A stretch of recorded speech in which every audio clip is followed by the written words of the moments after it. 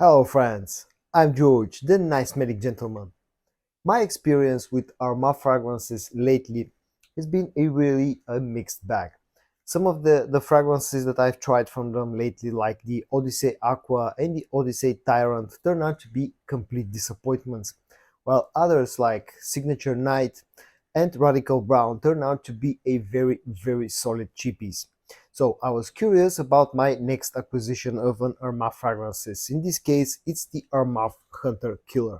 So join me in this video today where I tell you about my experience of using Hunter Killer. Before I show you the packaging and the bottle design of the Armaf Hunter Killer, I wanted to ask you something. If you enjoy my videos, if you enjoy my work and you want to support me, I would greatly appreciate if you hit that subscribe button because that means a lot to me. Let's quickly take a look at the packaging of the Armaf Hunter Killer. It comes in this red and blue colored box. It's quite an interesting look. You see Hunter Killer sort of like a bullet hole here on one of the sides. On the other two sides there's some pistols drawn, a few more bullet holes. On the top we got our mouth, on the bottom the legal information along with a production date which is March of 2023.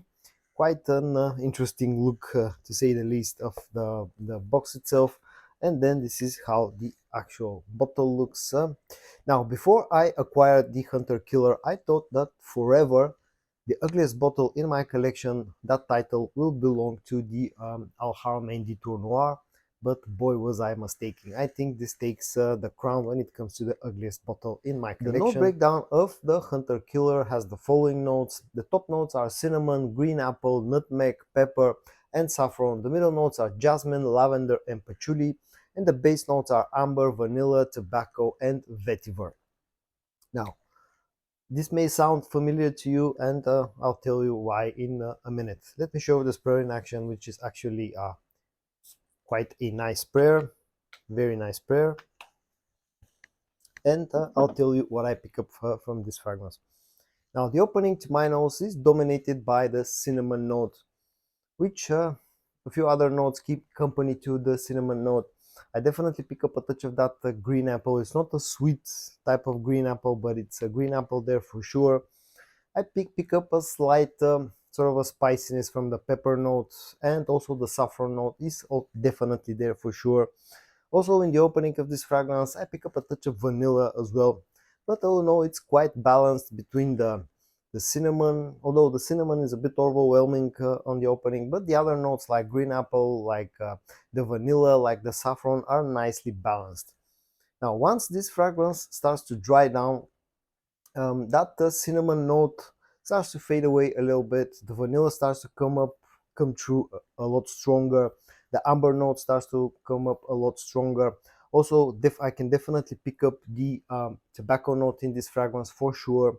A bit of that vetiver, and I also pick up something like a sort of a cherry note in this fragrance. It's not listed, but I definitely pick up a sort of a cherry note out of this one on the dry down. Now, this is a relatively new fragrance and a few reviews are already out, and some people are saying that this is a clone of L'Homme Ideal Extreme. Others are saying that this is a clone of Red Tobacco by Mancera. Well, my opinion is a little bit different.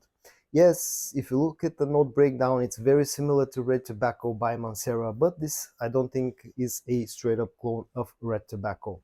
The opening is somewhat close to Red Tobacco, but it's like a more subdued, like a slightly toned down version of Red Tobacco.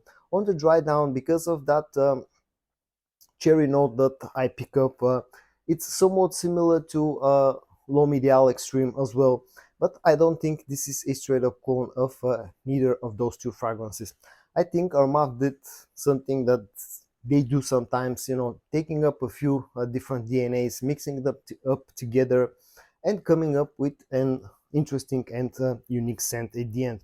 On the dry down, I even pick up a little bit of like a latent vibe out of this one. When we talk about performance, the Hunter Killer from Armaf has turned out to be a very decent performing fragrance. I get about 8, sometimes a little bit over 8 hours of performance with good projection for about an hour and a half, but it's not a super strong projecting fragrance. It projects nicely for 90 minutes, but the projection is more on the moderate side. So all in all, this is a good performing fragrance.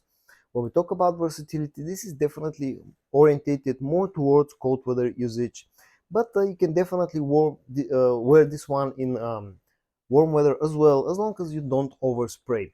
Also, I think this leans a bit to the masculine side, but because of the sweetness in here, definitely some women can wear the Armaf Hunter Killer.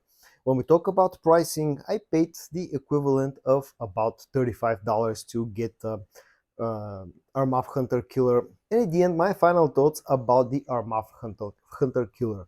Now, if you're looking for a straight up clone of Mancera Red Tobacco, don't buy this one. If you're looking for a straight up clone of L'Homme Ideal Extreme, don't buy this one. But if you like those two fragrances and you want something in the same style of perfumery, something similar with solid performance, with good quality of it, the scent, you know, no harshness, no alcohol blast in the opening, and you can get past the very ugly bottle, then definitely check out the Armaf Hunter Killer. For me, this fragrance gets a very huge like. I've really enjoyed the Armaf Hunter Killer. So, in today's video, I showed you the Armaf Hunter Killer and I told you my honest opinion on whether this fragrance is actually worth checking out. I hope that you found this video interesting or helpful. If you did, give it a like, and I also hope that I'm going to see you in my next video. Bye bye.